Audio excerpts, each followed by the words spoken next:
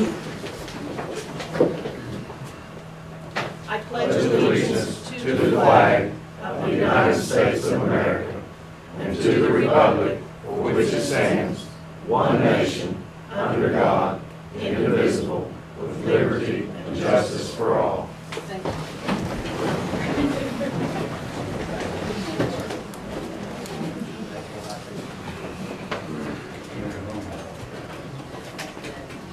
This session of the Lincoln County Commission on August the 18th, 2011 at 10 a.m. is now called to order. Members present is Donald C. Whitten, Clerk, Charles McCann, President, Charles Vance, Commissioner, Thomas Ramey, Jr., Commissioner.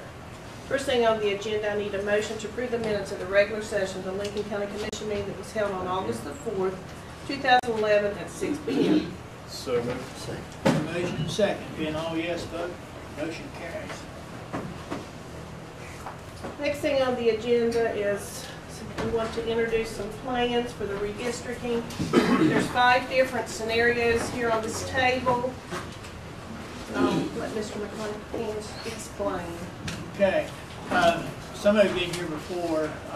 For all, basically, every 10 years, the census is conducted, and it requires certain governmental bodies to do certain things. And as we've been reading in the paper, there's certainly activity in Charleston due to that responsibility, trying to look at the where the population has either decreased, increased over the 10-year period, and the legislative people have a responsibility to look at that as to congressional districts and to our Senate and House districts across West Virginia. And we know that, I guess, the session is supposed to start again today with some corrections and things that will need to happen in order to get the state's plan right. And of course that could affect Lincoln County because we have parts of our county is served by different districts, 2 different districts in the House. And so there could be adjustments made, and I'll talk a little more about that later. Our responsibility as a county commission is to look at the population across the county and look in terms of if there's been a decrease, increase as happens, but look and also see if there's ways to, as you look at this, to anticipate any growth so that you'd still try to stay within a framework of representation. The whole concept is to look at equal representation. And there's a couple of laws that pertain to county commissions and Board of Education members. In the case of the county commission, you can't have but 1 commissioner for any magisterial district. And in the case of Board of Education, 2 is the limit. So we've been operating for the last 20 years with 6 magisterial districts. And the county's population has stayed pretty steady.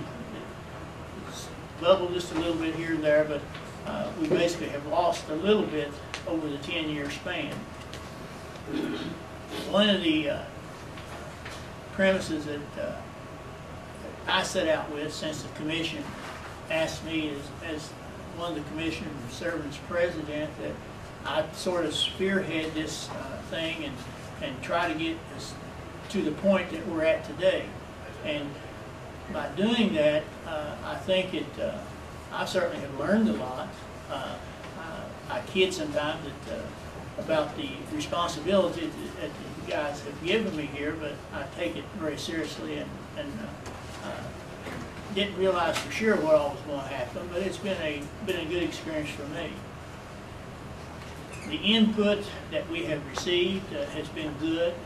We've received some, of course, as you run into people, they'll give you, a sound bite. Sometimes I ask from the get-go that any input would be appreciated, and written comments would be certainly appreciated. And I did receive some written comments. And of course, we've had 2 public meetings on this just for the basic discussion and seeing what was on people's minds and what maybe different views from across the county.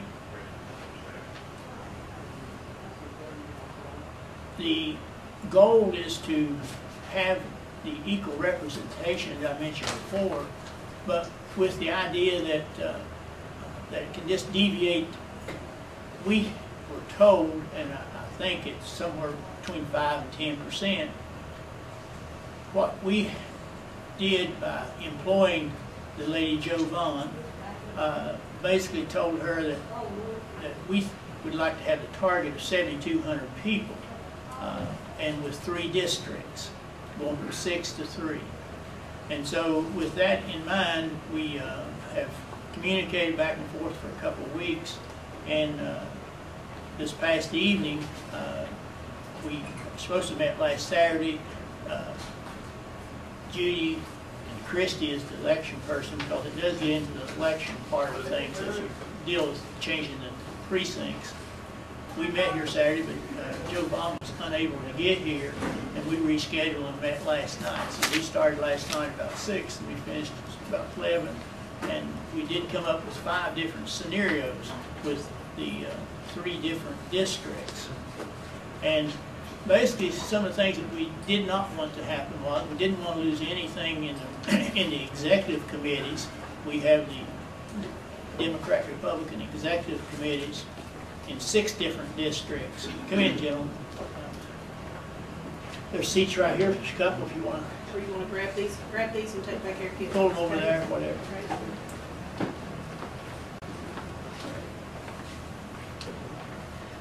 So we started with the idea that we had the 6 districts, and presently we have the executive committees properly elected, and we didn't want to lose that. So as we went from 6 down to 3, we're basically still keeping the 6 districts as far as the executive committee. If you look on the plans that you there, they really won't show where those are at, but if you look in the 3 different areas, basically you got Harts and Laurel Hill combined, you got Washington and Duval combined in a district, Carroll and Sheridan into a district. With that, then what we will be doing and have a plan for that, just not sure what's going to happen with the legislature, but basically the lines will be drawn where the Harts will be, let me look, that's what be exact, be the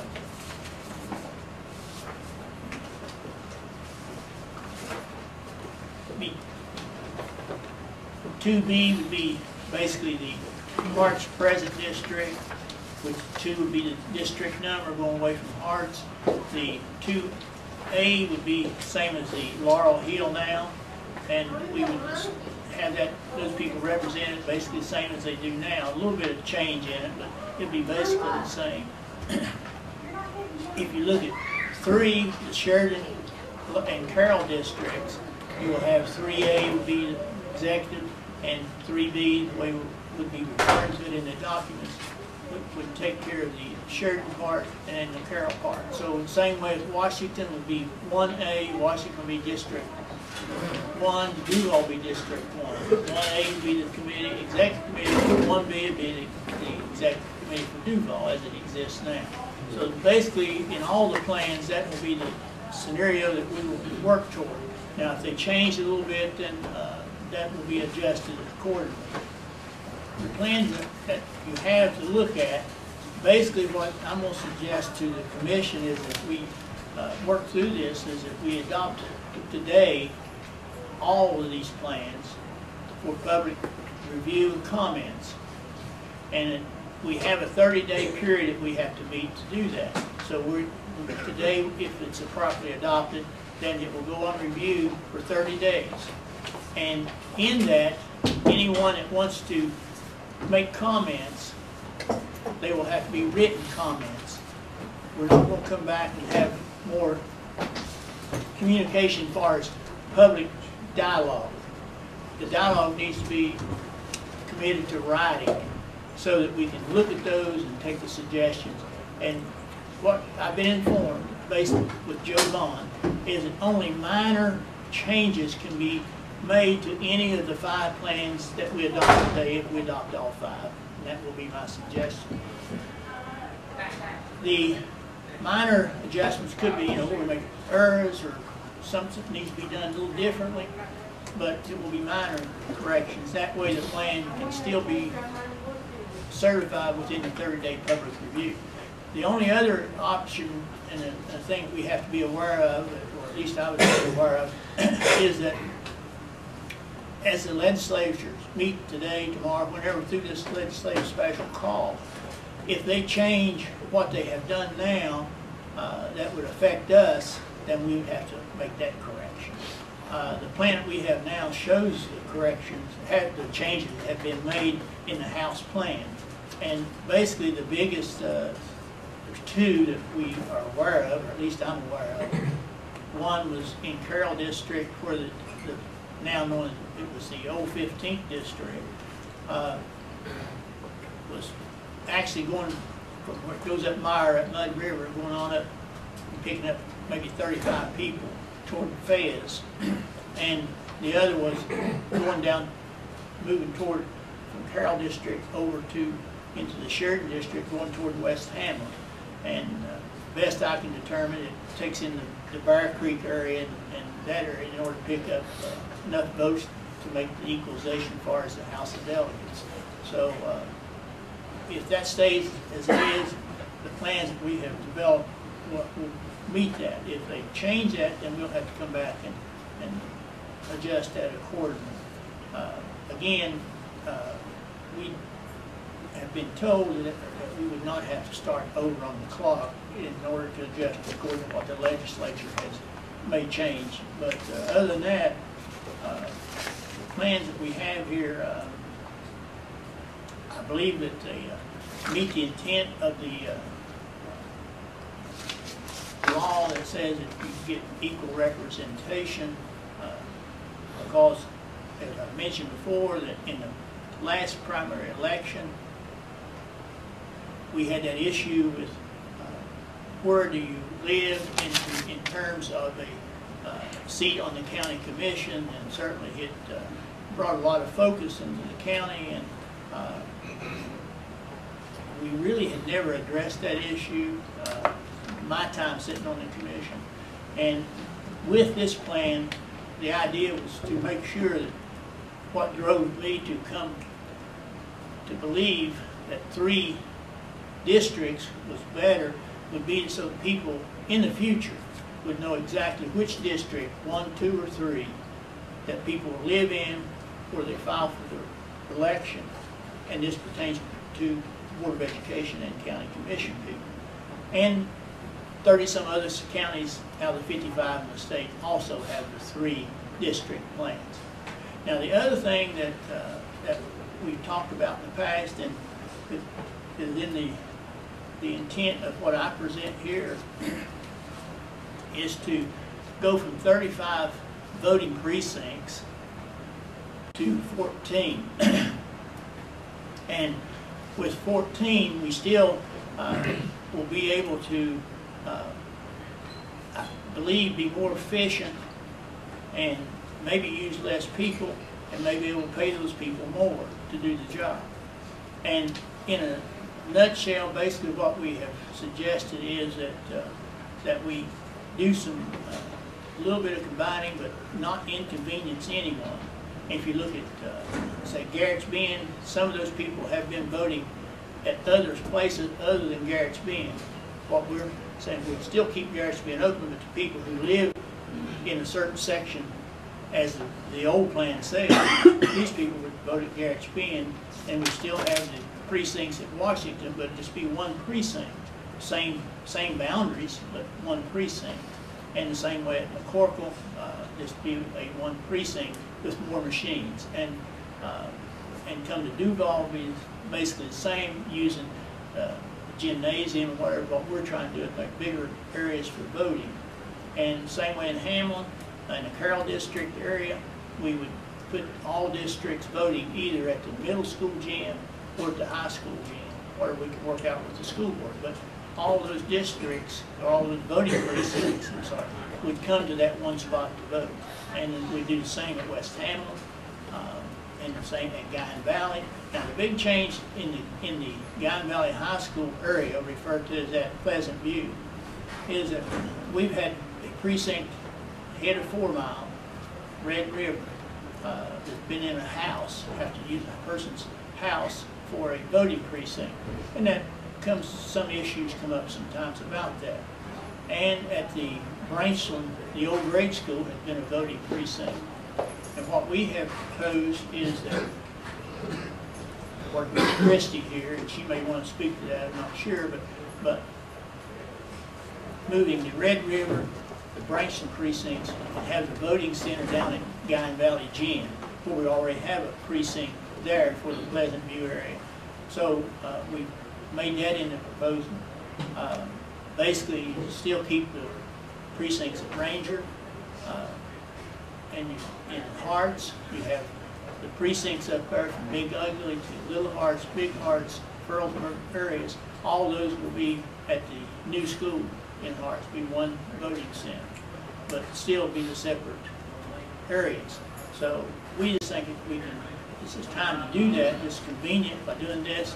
Plus, let's look at something and see if there's something that needs to be changed. So basically, we go from 35 precincts to 14 is what we have proposed. Let me look at my notes, see if there's anything else I've left out.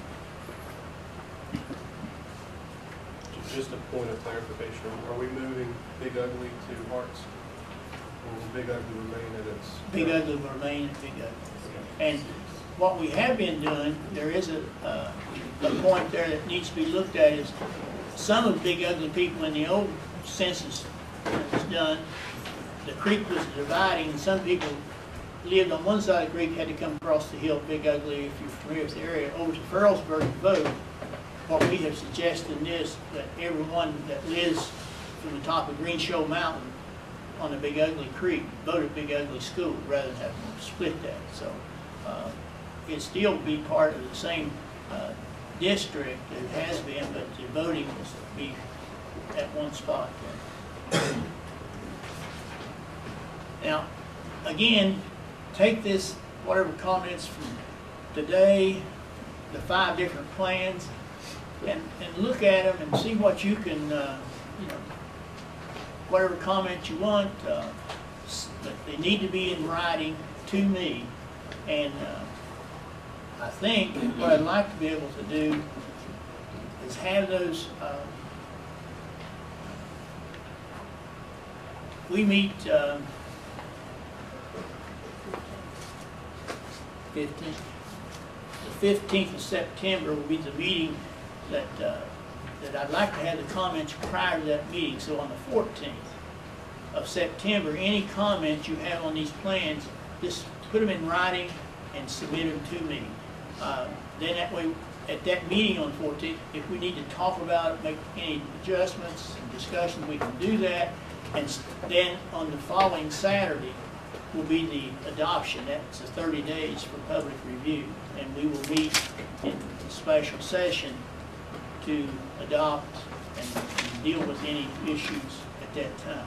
That's sort of the plan that we've put together here. And I do have to say that without the help of Christie and Judy, and especially Joe Vaughn, I probably wouldn't even be here today, because you put me in charge of trying to get something put together, and without them, I just had a couple of sheets of blank paper, I suspect, and say help. But I do appreciate the opportunity that the commissioners gave me, and I certainly appreciate the help I received in putting this together. It's the best plan that I've got to offer. It may not be the best plan. It's the best I've got to offer, and I feel like I have discharged the responsibility that I was given, and now it's up to the public to review it, and it's up to the commission to determine whether they, if they want a new plan, which one of them wants to do that. So we'll leave it at that. Appreciate your attendance on that, and appreciate the input I've received from those people that took time to do that. So. Yeah, I would just like to say, on behalf of, I don't want to speak for Commissioner Vance, but I know we've had a conversation about this process. We appreciate the commission president taking the lead on this. And just for the public's information, today we would only need to approve one plan. And I think it stands testament that this commission, with his leadership, wants public input. Therefore, you have 5 plans to look at and be able to give input on. And if it was not a transparent process, you would have 1 plan in your hands. So I think it's a good day for the people and a good day for democracy when we have options for the people to be able to come back and give us input. And I urge you to look at those plans and come back and let us know exactly what it is you think we should do for the betterment of this county. Thank you, and I would even ask the comments that either of you commissioners have, give them in writing to me. I'd like to have, I'm just one of those people, if I can see it, I can understand it. Sometimes I hear things and I don't get what people mean by it, so I like to read whatever it is. Okay, anything else? I would like at this time to request a motion to adopt the 5 plans that have been submitted for public review for the next 30 days. So, Second. been motion second, being all yes vote, motion carries. And certainly if you have any confusion, feel free to talk to me, feel free to talk to Judy or Christy when it comes to the precinct type things. So if you talk to me, I may refer to them, but I'm available. And the next thing we have on the agenda is Jeff Love, the director of the Hatfield McCoy Trail System. Well, Jeff, I know you're over there somewhere. Let our chairman start out. So, Okay, and we will introduce Art Kirkendall. First of all, thanks for the invitation. I'm Art Kirkendall from Logan. I'm chairman of the Hatfield McCoy Authority. We think it's the best ATV system in America. The reason we came down, Lincoln County Commission has expressed a real interest in trying to do some expansion in Lincoln County. Some of the other counties right now have some trails that are moving. We're getting a lot of, we've had visitors from 50 states, 26 foreign countries, and last year in Logan, it was like $9.5 million of outside money brought into our county. Mingo's reaping the same benefits, and this commission has an interest now in putting Lincoln County to the forefront. And Jeff, who's our executive director, we believe that Lincoln County has something to offer maybe some of the other counties don't. It's probably the best terrain and prettiest county that maybe in the 9-section county that we use. We started this dream going on 2 decades ago, and people thought we were crazy. A managed trail system. We're a federally recognized trail system now, and when we get done, we hope to have 20-some hundred miles of connectors to all these 9 counties, and it is a proven winner. It's patterned after the Utah trail system, and when I looked at the video, and all they had out there was little knolls and hills, and we had a litmus test right in Logan about 17 years ago, and we didn't have the advertisement opportunities we got now. We had 500 riders showed up for a 45-mile trail, and there I was dealing with W.W. McDonald and Dingus Run Land Company as president of the commission. So they agreed to set up the trail, and we had 4 or 5 professional riders come in for these people. And they said, you guys have got something you'd have to screw up not to have a financial benefit. We rode every trail in America, and these trails in these southern counties are the best that an ATV enthusiast wants. And we found out that these people that live elsewhere, like in Myrtle Beach, we go down and spend our money. Now we found an opportunity to bring them up here, and I call it financially rape them, where they spend $1,000 a weekend, and it works. We also found out that we deal with the locals. We don't try to make money off the local people. If you're a member of the Hatfield McCoy system and you live locally in one of the counties, to have a membership to ride any way you want, $25 a year. So it's a proven fact. We don't want to make money off the locals, but we believe that if you have a grandson or granddaughter or somebody that rides on a managed trail system that has rangers out there, it's actually safer than any system we have. And we know our people have trails they've rode for years. We don't do much interference with that, but we believe that it's safer because we are sanctioned by the federal government, and our system is actually governed on safety more than any others. But this commission, I think, has, in dealing with Hatfield McCoy, I know Commissioner Vance and Ramey and Mr. President, you guys have shown an interest in Jeff and the rest of the board trying to interwork with you guys and some of your land companies down here to make Lincoln County very special in this trail system. That's what we're here for, to let you guys know we'll give you every effort we can to put Lincoln County in a position to benefit financially like Mingo and Logan and some of the other counties, and Wyoming and all of them. And we want to make it's Southern West Virginia. It's something special. We think it's going to be bigger than whitewater rafting, and if we put it all together and work hard, but we thank the commission for letting us come down. And Jeff is a director. He's going to give you some more in detail of what we're trying to do. But as chairman of the board for this 9 counties, it's a great thing. I mean, there will be opportunities for people down here to build cabins, be support group, suppliers, and all this and that. It works. And we want to make Lincoln County one of the primary counties in the Hatfield-McCoy system. We're here today, and we'll be here in the future to help you guys.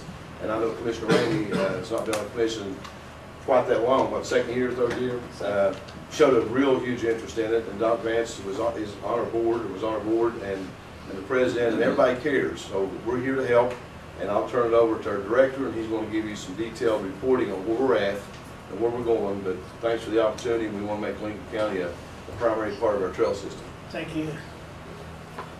As I said, my name is Jeffrey Lusk. I'm the director of the Hatfield-McCoy Regional Recreation Authority. We manage the Hatfield-McCoy Trail System. We have 9 counties that are part of our project area: Wyoming, McDowell, Mingo, Logan, Boone, Lincoln, Kanawha, Wayne counties. Of those counties, we already have trails open in Wyoming, McDowell, Mingo, Logan, and Boone. Our next county open is going to be Lincoln County. With the help of the County Commission and Ferris Burton, who you hired to work with us, we've identified a piece of property that's known as Ivy Branch. The local folks, it's adjacent across the river, Little Cold River, from our current trail system, which is on the Boone and Lincoln County line. In that property, we've probably got close to 13,000 acres that we can develop a trail system on, which is adequate to put a trail system on. We are looking right now at getting the mapping done. At our last board meeting, we took sort of a great step forward in doing that by approving the money to build this system. We've actually had money 2 different times to build this system, but because the money has 3-year expirations on it each time it's come up, we've not let it expire. We've just reallocated it to other projects. Our board agreed to move $200,000 into this project. That money will be approved within the next 60 days. I just have to get approval from the West Virginia Division of Transportation to approve the money. It's already there. It's waiting. It's just a matter we have to get it approved for this project. Right now, our status is we've already mapped the entire property. We do have to get an environmental clearance. That'll come from the West Virginia Division of Highways Recreational Trails Program. There is a mussel of some sort that lives in the Little Cold River that makes this a little bit more intense process than we have everywhere else. But it's nothing that we can't work with. We're just going to have to put in some more sediment controls and things like that we haven't historically done on other parts of the trail. The biggest challenge that I would give to you guys today is probably in the next 60 days I'm going to be back here. And I'm going to be back with some maps of what we're going to do on the property. We've got to pick a site for a trailhead. And we're only going to pick one site to build one. I will tell you that that's probably one of the more important things that we'll ask you to do. When we pick a site, we want to pick a site where we have a lot of adjacent landowners that are willing to put in businesses.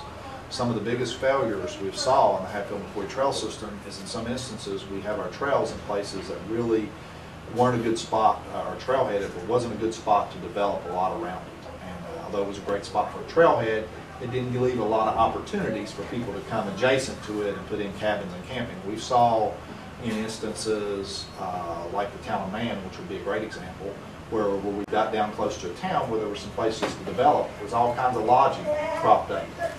We went to Logan and built a trail system, and built a trail system up Ethel, and we had only enough room for one small campground next to where we put the trail in. So it's a learning curve. We didn't know that 10 years ago, but we know now that the location we put the trailhead is extremely important.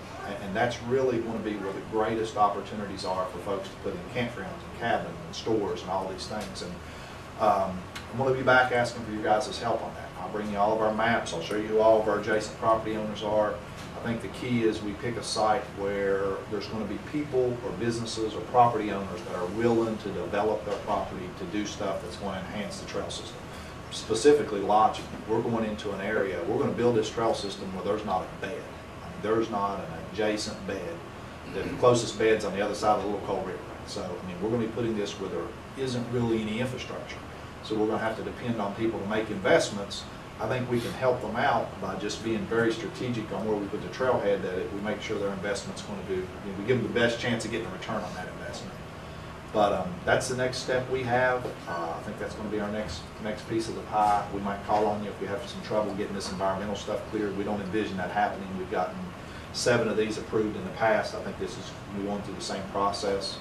But, you know, we've never had to deal with a river. We've never actually been adjacent to a river that's got some kind of a mussel in it that requires extra special sediment control. We'll work on that. We've got some fairly smart people that do that for us, and we've got access to engineers and environmental folks. And I don't foresee that being a hurdle. I just think it's going to set us maybe 60 days back. But we're going to look at construction starting right at the first of the year. Once we get everything mapped, decide where all the creek crossings are going to be.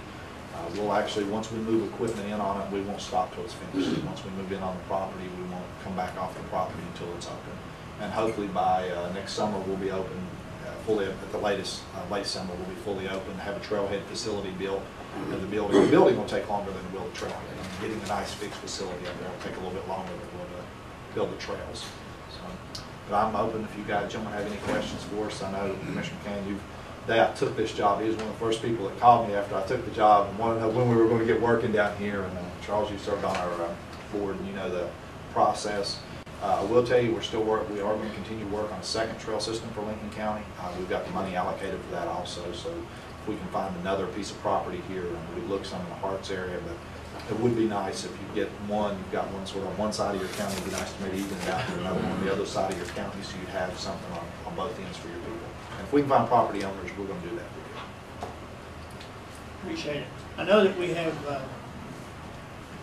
people who really favor it. We have people who question the value of it and those kinds of things. I don't know if those people want to ask any questions there or not, but if you do, the floor is open. Comments or whatever. Yes, I do have I know the paper said you want a public comment, when and where and who do we give comments to? I don't know if they got a procedure or not. Of course, we would always take those, but Jeff may want them directly to him. I'm not sure. You're welcome to send them right to me. We don't actually have a public comment process. When we go in, we're going with we're doing with willing landowners, so we're not actually. We don't have a process for that. You're welcome to submit it to me, and we certainly want as much input as we can, especially with regards to what can do to enhance what we're going to do down on the property. But yeah, if you can send them directly to me, I'll give the commissioners have all my information. Send them to Ferris Burton, our board Ferris would be member. great He's too. here, so he'd be glad to. Might be better, Commissioner Ferris could be a clearinghouse and put all those together, and then they can give them to you, and you guys can give them back to me. You have Ferris sits on our board of directors, and he can bring any of that right to our board meeting. Jeff, I have a question. Since this story broke in the newspaper, I've had several people from that area call me. We have, from what I've been told, 3 family cemeteries within that property. So when Hatfield and McCoy would go into that area, will the people of that area still have access to their family cemeteries?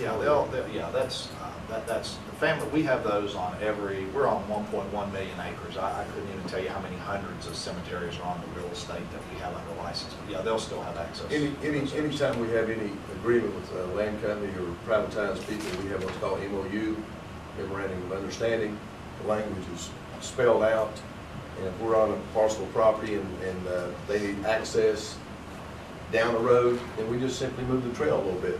Yeah. So that's not a problem. It has not been a problem, and we work with them real easily.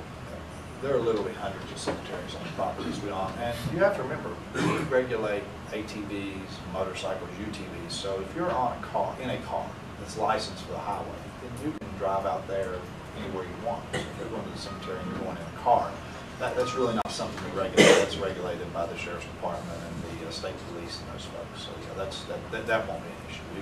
We've never had that many issues before.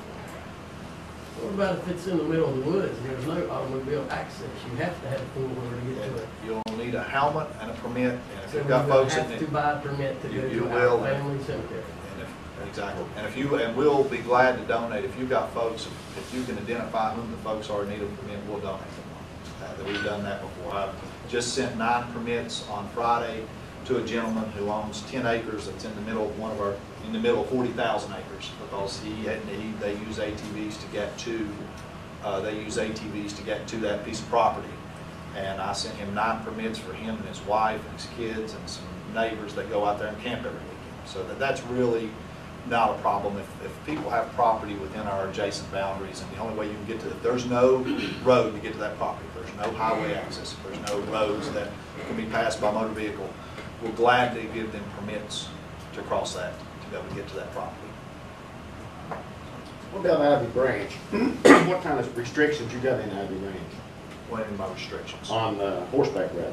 Our trails are open to horses, so there's no Oh, restrictions. they are. They're 100% of the property, all 600 miles are open to horses, so there's no restrictions on being. Do we have to stay right on the trail itself, or can we, like you go in Woodville and come out with portable? That, once we put a system in, we're gonna regulate the roads that we put on the system. The roads that are not part of our system are not part of what we regulate. So, if you've got roads that are not part of our system, we're not out regulating those roads. So we can't be harmed in any way in there? As far as I know, if you've got a permit and you're on our trail, that's all you have to have. If you're on a horse, you got a permit and you're on our trail, all they're gonna be checking for is a permit to make sure you got your permit to be on the trail system. So, Well, have y'all leased Ivy Branch on second? we don't lease it. We actually just sign a license agreement on it. So we manage that activity on that property. We don't lease it, we don't pay anybody for the property. We literally put a trail system on the property and manage those roads that we put in and manage. We manage the roads that we're gonna maintain and keep up and keep signs on. Good. One of the things we are gonna look at on this property, we've been asked by half a dozen people and some clubs to look at allowing some of the full-size vehicles on here. These are the larger vehicles that folks are manufacturing out in their garages, and we're just going to have to look at that on the case. We don't currently regulate those, so it's a little bit more ambiguous, something to regulate. But we are looking at doing some sort of facility like that somewhere in our system. This might be a good place to do it, since you already have a club that's got 100+ members that already uses that as a staging ground. But it's going to require some new rules. We'll have to get some new legislative rules passed and things like that. But that is a possibility. Yes, sir. Sorry. You want to come across the river? At some point, we're going to cross the Little Coal River. We're not sure where we're going to cross it at, but at some point, we're going to cross the Little Coal River. We'll cross the Little Coal River so we can tie these two pieces of property together. So that you can jump across the river to the other trail? Yeah. In fact, it's probably going to be where the old Ford was at. You go underneath the railroad tracks there. Probably we'll look at some kind of a swinging bridge. I know that very well. Right in that area.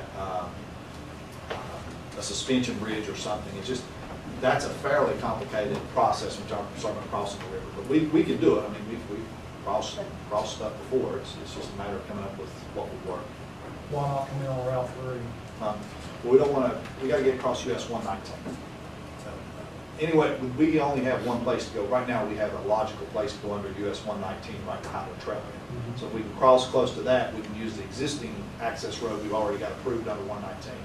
The Division of Highways does not want us even going straight across 119 with ATVs, not even just straight across that road. So we're going to look at doing something where we can just go across the river and go that way. But still, yeah, why not put a trailhead on Route 3 and still connect to your other system?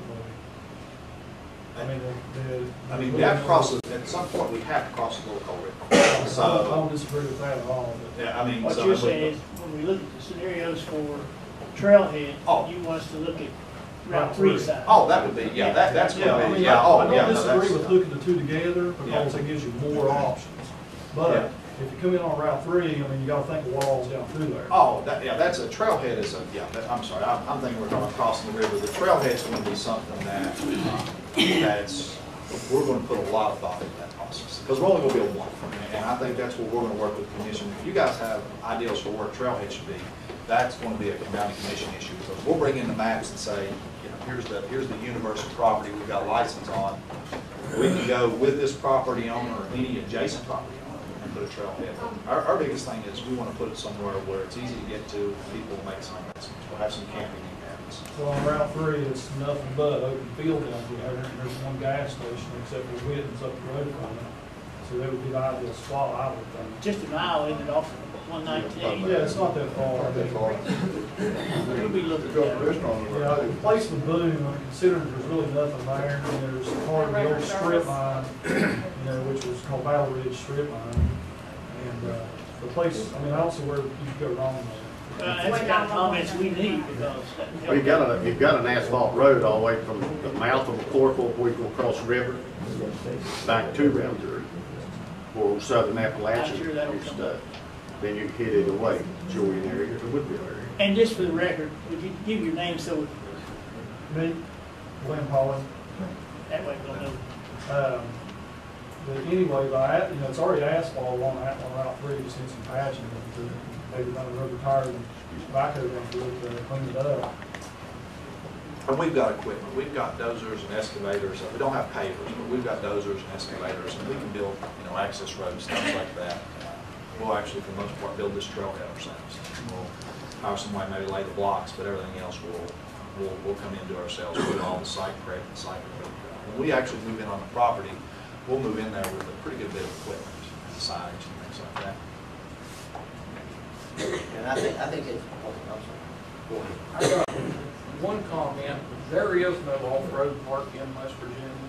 As far as we know, there's not. That would be a huge thing if you could do off-road. Glenn is actually, I guess, the president of the off-road club that runs in there. And there is none in West Virginia. We think it would be, we think it'd be a very positive. We've been asked several times, and I think we get folks from multiple states, not just the 100 or so local folks. I think you get folks from 5 or 6 states coming in to do it, because we couldn't identify really anything over a couple hundred acres anywhere else. I mean, we're talking 10, 12,000 acres here. And also on the trailhead, is McCorkle on the table for look at it? You guys would know. Well, I wouldn't want to discard anything, but I've heard that mentioned. This makes the second time, but I just guess I would like to wait and see what the people who's used to doing it recommend, and then listen to, as we hear those things, have some feedback from you all as to what you think about the possibilities, and then at some point we'll have to make that decision to pick a site. But I think I've heard here and previously is that the most important thing we can do is pick the right place for the trailhead if we want to be successful. I think McCorkle has a little one-lane road going up the hill. It would be a horrible place for a trailhead. The people, I don't think would want it there. Route 3, you've got acres and acres undeveloped. Well, I think that's one of the things too, is if in getting comments on this to Ferris, is any landowners over in that area that want to volunteer what they can do to develop, or what they plan on doing to develop, will help us too. When we look at those areas as far as where we want to put a trailhead, we know there's, some landowners want to bring cabins in or want to set up a camping area and things like that. If we know that ahead of time, it helps, because then you know that you've already got that in plan or want to be planning to do that. Because in the areas we're talking about, we've developed these trails before, that's really what the trail itself can produce the income if you've got the ancillary services there that the people need. Because I've seen people on, I think it's a Bear Wallow, they stay in tents right by the road up there, and people go by with their trucks and put water over on their tents and everything. So if we've got this areas that we're talking about, we have these, and I don't know the geography of that area, but you all that live over there, those flat areas can be developed and everything. If we can get some input from the landowners as far as what they plan on doing, it would help as far as decision making too, as far as where the trailheads would go. And I heard this morning, Gary, who it was, somebody said on Route 3, where the road we're talking about, where the old strip is, that there's an abandoned house or a house up for sale with some acreage, and I think that has to be looked at as a possibility. So and I hadn't realized that until somebody mentioned there this morning, but I thought, well, that sounds. Problem with that, I do believe that's Boone County. Well, it depends on who you ask. I don't want to go. I know where the sign is. Actually, according to the Department of Highways, they say that Lincoln County really doesn't stop until on the other side of Horse Creek Bridge. That's where they say. But we met, the two commissioners met and discussed this, and people who live in Cameo and all that, they said, leave us alone the way it is. So that's basically what we have done. Just, Commissioner, so you know, the ideal situation for us would be an adjacent property owner to where we're developing, who would carve out 2 acres or an acre and a half for us to put a trailhead on, and maybe would have dozen acres or so that they would put cabins and camping on. And that would be the ideal situation where wherever they would develop would be right next to a trailhead, especially the lodge. So, and with other owners close by, they can do the same thing, so that could just repeat itself all around where we're at. But the trailhead itself, you do purchase the property. We don't purchase it, we Okay. just sign $1 a year lease for it. So, but to, And we can do that on the property that we're putting the trail on. But if somebody were to pop up and say, okay, I've got 80 acres here, I'll lease you for $1 a year this 1 acre to put your trailhead on, or 1.5 acres, because I plan on developing my other 89 for lodging. I can see where that would be good. That's the idea. Do you have another comment? Will y'all mark the graves and stuff like that, like don't ride in here and stuff like that? Yeah, what we do is actually, we just restrict access to those. We will steer away from them, and we'll restrict access in and around them. We went as far as putting up fences up if we have to. What about gas lines? Because I live full of gas lines. Gas lines are easy. We just work with the gas company and mark there. We don't do anything other than what's already done. We just mark where they're at and, put our trails away from them. We'll run adjacent to them. We run adjacent to them all the time. I mean, we run within 3-5 feet of them all the time. So if we have crossings, we'll build crossings. We literally, you have to get out and get on some of our trails, but we got 600 miles of these roads right now, so we're pretty good with gas lines and water crossings, and we've got thousands of them out there that we manage right now. So, yes, sir. I'd like to know, does the trailhead have to be connected to the Ivy property, or can it be across the road? Or can you cross the main road into that? We've got one that's quasi like that right now, which is our one that's in Ashland, which is located in McDowell County. I mean, as long as it's safe for our riders to go across the highway. We cross highways all the time. Just straight across highways all the time. Can you ride down them? We don't very seldom go on a highway unless we have to. It would be to get from here. We would not have a trailhead where we'd have to ride down the highway. Certain events, and Yeah. you'll have that link, just like Logan, certain events, we work with the sheriff's department, and we may have a 3-day sanctioned event, dirt days or whatever, that we're commuting from, say, 3 Mile Curve or whatever, where they had campsites and this and that, maybe up to Marijuana somewhere. And we just certainly just work with the county, and the sheriff's department helps, bring them up and down the road. It's a little bit of trouble getting on the main artery, for the extended period of time. Just going straight across the highway is not. We do that a lot. And there are places we've been on highways. If we had incorporated towns there, we'd actually get them approved for limited ATV use downtown. Gilbert's a prime example. Yeah. And they've got pretty limited/unlimited access to their roadway to get from point A to point B to point C. But they've just engulfed, Hatfield, McCoy, Gilbert has, it's just transformed the whole town.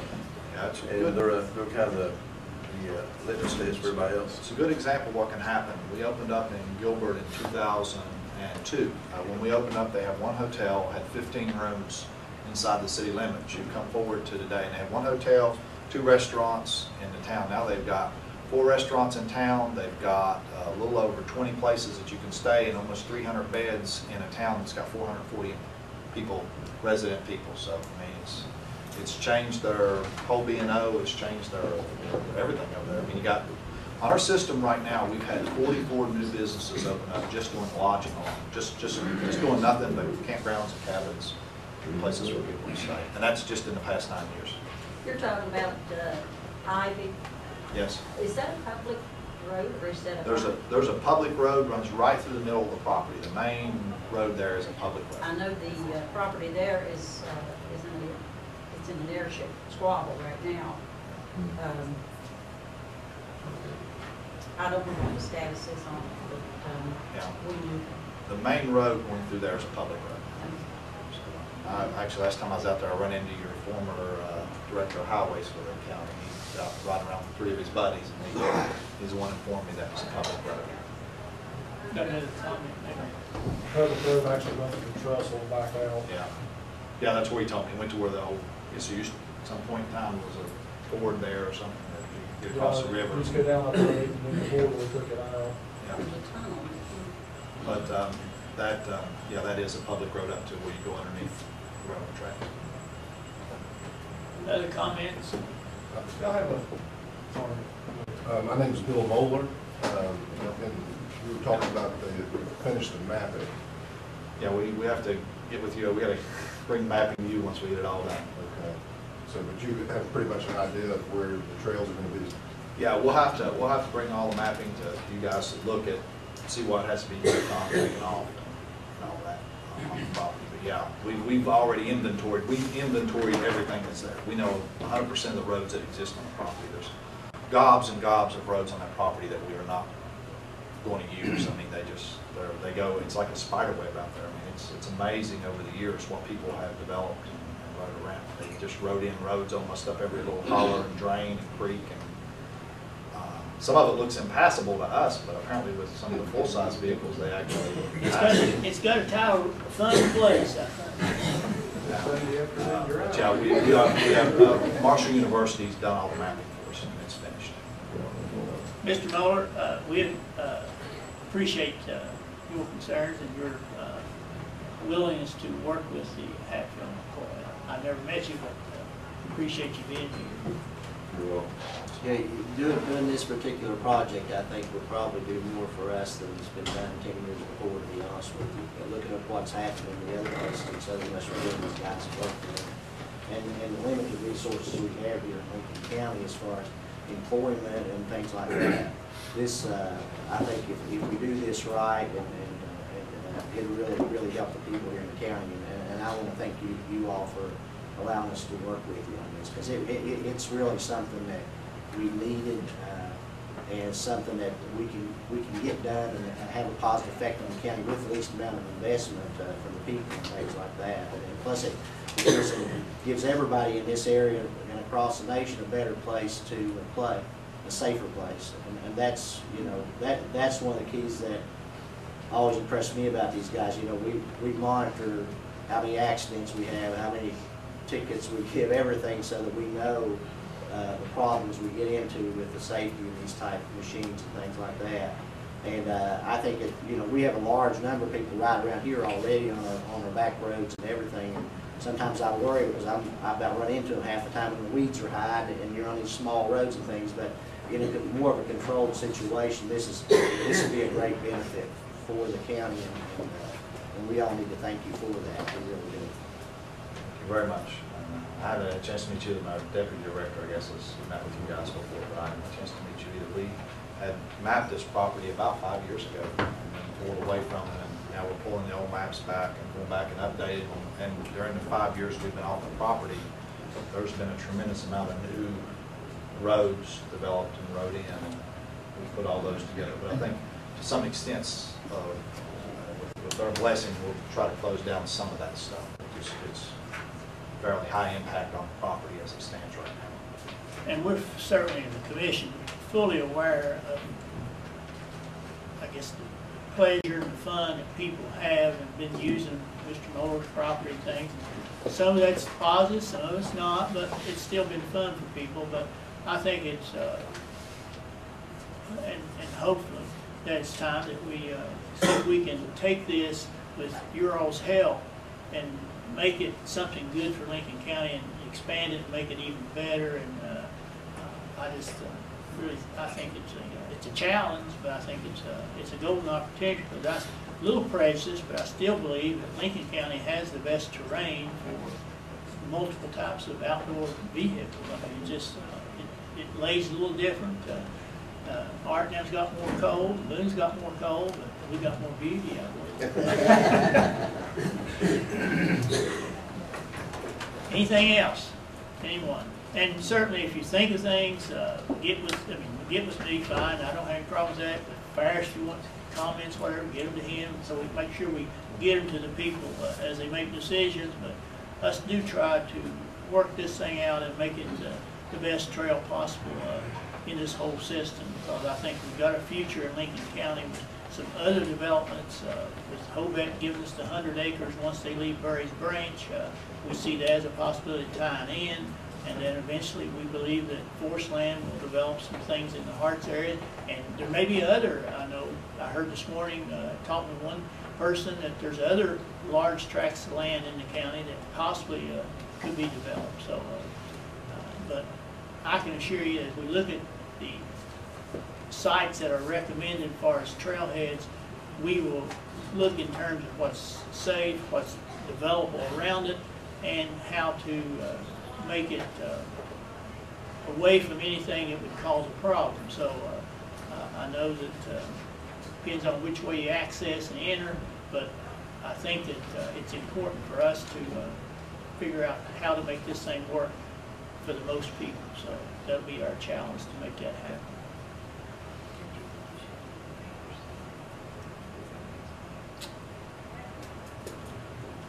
Any other comment?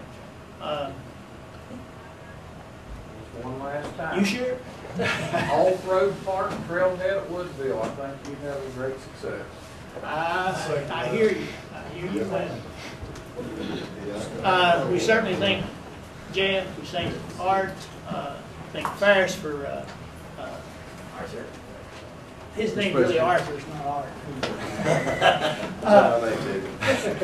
But we do appreciate the work that Ferris has done as a Very aggressive. member. He's a very aggressive member. I want to say that publicly.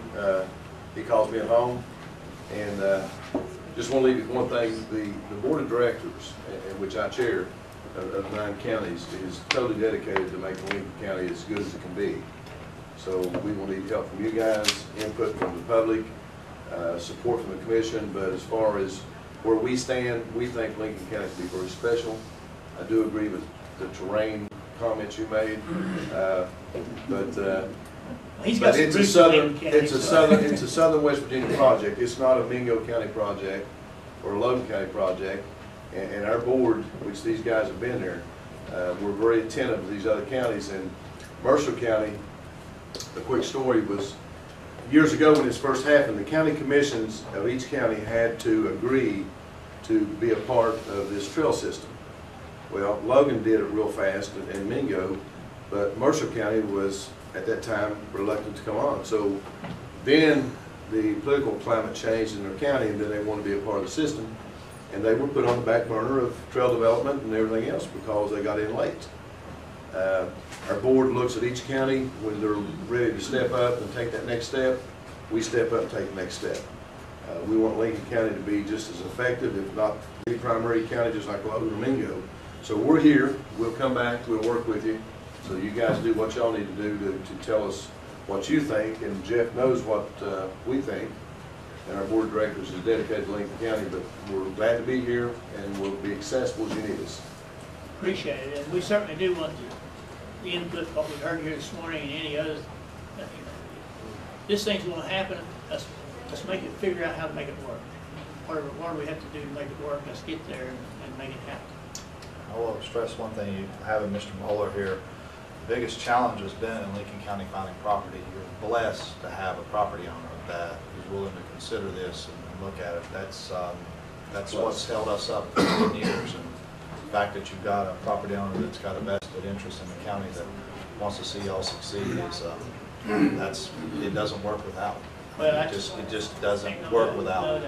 And you know, and working with Mr. Moeller, that means too that we can do what I heard discussed here earlier, that we can, so let's do if the trailheads on Route 3, and if we can connect with Boone County, I think both trailheads, both systems will work better. To give you specifics on how our process works, so you know where everything fits in, we sign a mapping agreement, which we already have with Moeller, to get on the map of the property, which we did years ago.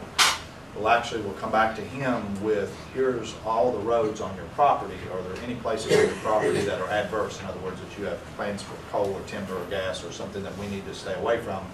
We'll take those areas off of the map, and then we'll put a system together based on the areas that we can use and tie them all together. And then I said, look for a site for a trail. And then that's the next time I'll come back with you guys. We'll have all that off. We'll say we can't use here, we can't use here, we can't use here. Here's what's available for trails. Now we need to look at what's available for trailheads. And then they'll sign off. They'll actually sign a license agreement. After that point, they'll sign a license agreement with us that will allow the trail to be developed. So we're not to that stage. We've still not sat down with those folks to say what's adverse on this property. In other words, what doesn't work on this Mr. property. Fowler, you got something? Yeah, is there any kind of thing that where four-wheelers have to stay away from, like residents? I mean, the noise would just be... We typically steer clear of homes if we can, although we do come into towns and a lot of incorporated communities. But we necessarily are not going to stick, if it's avoidable, we're not going to stick a trail within 100, 200 feet of someone's residence. We just don't do that. 10 four-wheelers, for instance, that makes a lot of noise, a lot of Yeah, fuss. we avoid people. This is not good to stick this in somebody's backyard. I don't want mine, you don't want yours. It's nice to have it out in the wilderness, but if we can avoid people's residence homes, we're going to do that. Sheriff, you got something? Yes, see one in here, white Highlander with Kentucky license on it? Me. Your alarm system's going off. Somebody trying to steal? We'll go out there and. We got the ghost out there. Anything else? Okay, we appreciate everybody's input, appreciate the presentation from you gentlemen, and appreciate Ferris's work. We'll just continue to move forward. To your board of directors, we really appreciate your support. Yes, sir. We did that. Thank you, guys. Thank you. Next thing on the agenda is Carrie Smith concerning the natural helpers. Welcome, Carrie.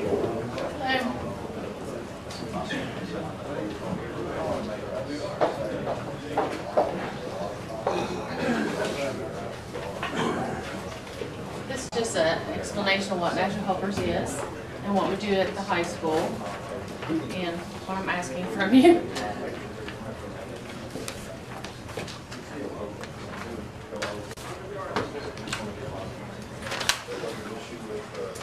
Natural Helpers is a peer assistance program at Lincoln County High School and also on all 4 middle schools in Lincoln County.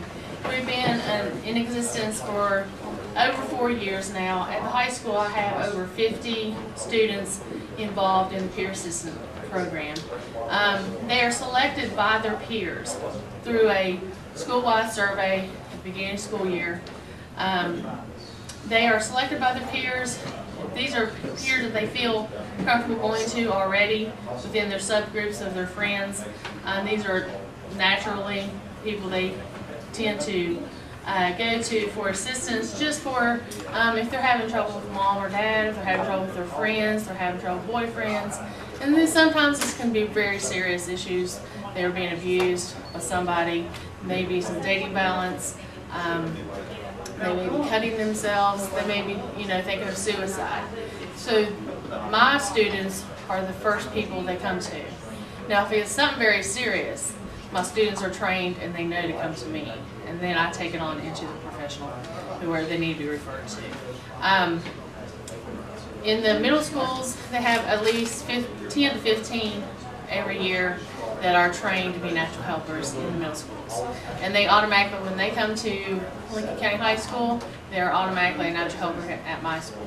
But I still do the surveys, so in case there are other students that are identified by other students, then they are involved too. What we are in need of are some monetary funds to provide training. I would never let one of my students talk to another student without being trained on how to talk to them, and I would never have them, try to handle anything serious like a suicide attempt or abuse of anything of that nature, because that's where professionals really come into play. So I'm not training them to be therapists, I'm not training them to be counselors, but I'm training them to be good communicators and to know the helping skills and know the flags, the red flags. Okay, I really need to go talk to a counselor, I need to talk to Carrie, and we need to help this person out. Training is usually a 2-day event at the high school. We try to take them off campus, usually to the Hamlin Community Center, and I feed them breakfast and lunch 2 days. And also need to provide program supplies and things of that nature. But also the middle schools will need a 2-day training also. And we are asking for some monetary assistance of $4,000 to do this. And what is your school board members pay? Do they give you any money? No. It usually, the Natural Helpers is through a grant, and the grant cannot provide for training this year. No drug-free money, don't they have drug-free money programs to help? They have a safe school climate. I haven't asked to. Well, I mean, we certainly hear you and know that there's a need, and I think we've helped in the past. I just think something of this importance, that the school board really should say, we're willing to do this much, would you all help us a little bit? Rather than us helping a big lot and them helping none maybe, or not. I just think that we want to help, but I do believe it's everybody's problem. Right. And everybody should have the same concerns.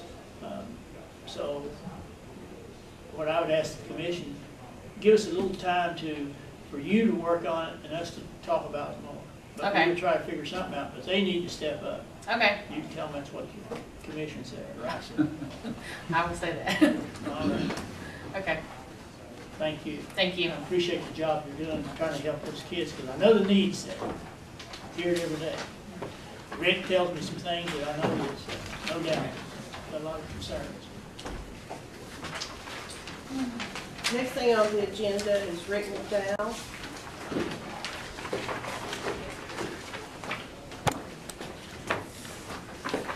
Welcome, Rick. Thank you.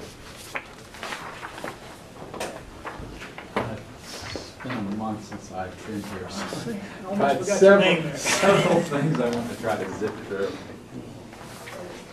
I want to give you an update on Camp Lakeview. We tried to do some new programs there. This is the residence camp we're building on the left fork side of the Mud River Lake. Sometimes it's called the youth camp, sometimes it's called the 4-H camp. It's out there. We did this free Wednesday program, which was alternate Wednesdays that we started in June and ran until just before school started. And you can see that when the first time we did it, nobody showed up. There wasn't a soul that came except the people that were helping. But as we went through the summer, more and more people came. The best attendance we had was at the end of July when we had 55 people. And Tri-River Transit helped us 3 times getting people there, which I think also helped. So I think what we learned was if we did it and we said we were going to do it and we were consistent in the time, people began to start coming. So maybe the thought is next year we'll try to do the same kind of program, get information out earlier and work with Tri-River earlier. Well, group like Carrie's got here, would that not be an ideal setting for them to? Well, in fact, coordinate and do some? they were there. Oh no, this was a different one, Carrie. This was each one, They came. They came in June. Sorry. Yeah. But it is an ideal time. Yeah. Something to bring them together. It might be something you think about. You know, we spent, unfortunately, I couldn't find volunteers to be lifeguards or to help. So we paid people this year and we provided peanut butter and jelly sandwiches. We ended up, well, I think it helped. We ended up spending like $828, averaged about $8 a person. Not real expensive, but hopefully we could cut the cost down by bringing more people out for that. So I wanted to give you an update on that. Well, I think we need to, we certainly extend appreciation for you making this happen, because our kids need things to do, whatever those things are. They need things to do throughout the summer, and of course, if we can figure out some way to get more nutrition as they did this year, we need to do that too, because a lot of need out there. There is. We're talking about trying to, I don't know whether we're going to pull this off, trying to do a family late afternoon and a stargaze sometime, maybe the first weekend in October. Let's see how we can do the logistics there, because it's a great, it's got this open bowl where the camp is, so it's a place to view stars that you wouldn't see in a lot of other places in the county. So maybe if I can get some school teachers who want to help promote it, we try. Marshall used to have a volunteer group that come out and do those things in the schools, school kids. So that's Camp Lakeview. The other thing we just finished that the commission has supported is our YOC camp. I'll take the banner down before we have the next family court. That's from this year's YOC. YOC is a program we've been doing in the county since 1981. It's been around for a while. It's for low-income kids. We take them to Wyoming County. We're there for a week. We do a lot of pro-social skill development. It's a free camp. We partner with Lincoln County High School kids and Charleston Catholic High School kids, and they're our main counselors working with kids.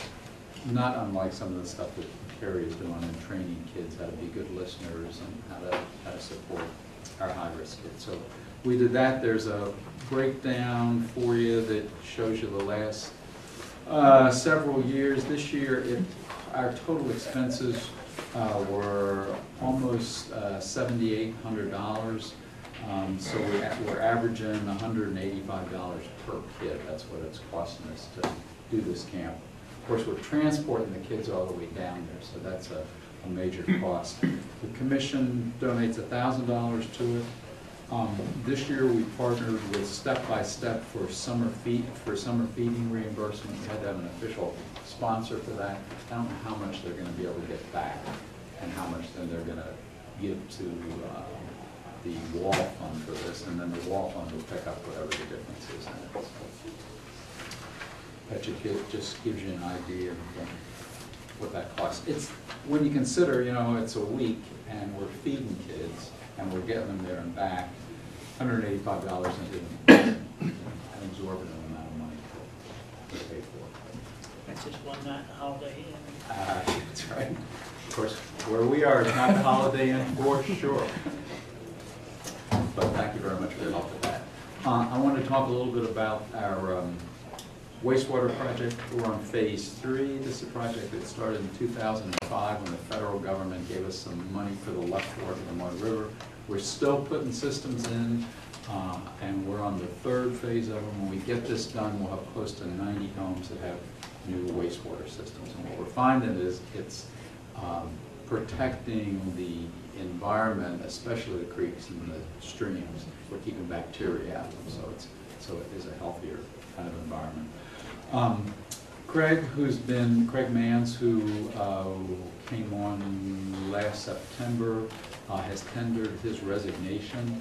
We'll be trying to find somebody to do some part-time work to help with sampling and stuff in his absence, and then also try to pull on some full-time people. And I guess I'd like to see if it's already with the commission, if we find somebody in between commission meetings on a part-time basis, if we would employ him part-time and then bring that person to the commission.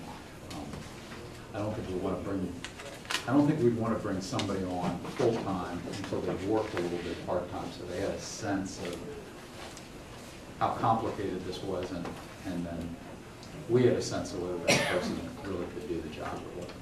Yeah, I don't think we'd have a problem because we'll have to get that sampling done. Yes, we have a lot of work that we need to get done. Okay, well, I'll move forward with that.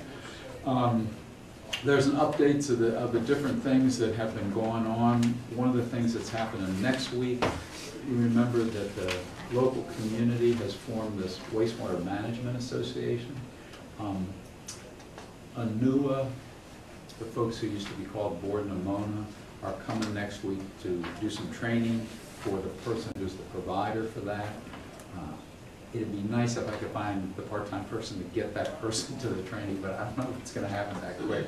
I don't know if anybody is interested, but I think that's going to be a big help for the community to get this maintenance provider that has been contracted with well-trained, so that we know that the maintenance that's going on is as good as it could be. So that's going to happen next week. The other thing that's coming up that I think could be real important is in October we're going to hold a wastewater summit where we're bringing in people from DHHR and DEP. They're the two agencies that work on wastewater kinds of issues. And what we want to do with them is we want to really talk about what the project is learning about wastewater issues in rural communities. And one of the things we found is, at this point, really, Lincoln County is the only county that's doing this kind of a project. And so there's not a whole lot of data that anybody else has gotten. There hasn't been a whole lot of research except what we're doing. And we're finding things like with these systems that we're putting in, because every place else the systems are connected to big municipal wastewater systems, so all the septic flows into the big city. Here, where you've got somebody who's maybe doing serious antibiotic treatment or chemotherapy, that completely disrupts the wastewater treatment for that individual home. So we're trying to figure out, okay, what can we do to make sure when those kind of things happen, it doesn't kill the whole system, and the $30,000 that we've invested doesn't just go belly up. So we want to talk to DHHR and DEP about those kind of issues. We want to talk to them about how we really think in the long run we shouldn't be putting all this direct discharge back in the creeks. We've got to find a way to keep it in the ground. So we're hoping that at the summit we can get them to think a little out of the box that they've been thinking. And the other thing that I think the summit will do, it'll help us do a better job when we go to round 4 in how we put the bids out and how we define all the different pieces of the scope of the work that's going to go on. So I'll be bringing more information as we Sounds get like, you know, closer if to you that. put all that back into the ground, first thought I have is a greater need to get public water on. Yes. Yeah. Well, some parts, public water, you know, on the main Bulger Road, plans for public water. I'm not sure about All the side here, roads. you know, all the side roads where the dog bone is still in the dog Of course, bone. money's the problem right now. Yes, The plan's there. Yes. Money's the problem. If you put more water to the house, then more water. They're gonna be more use, that's right. So that's gonna be the other thing that we find out, how this taxes what we put in. There is a copy of the payment requisition that we just sent to DEP. This will be invoice number 4. The way the project works is the county commission spends the money and then the DEP reimburses. Hopefully, it's not too long after it's been spent before the commission gets reimbursed. You'll see that at this point, the total budget is $726,000, and we've expended $606,000, so we've got $121,000 left. Some of what we have left is in the contingency and future change orders, but most of that's going to be eaten up by change orders that we know are coming down the pipe. We may have enough money left to put in another system. I'm not positive. Where we are right now is that of the 24 homes covered by this system, 22 are completed.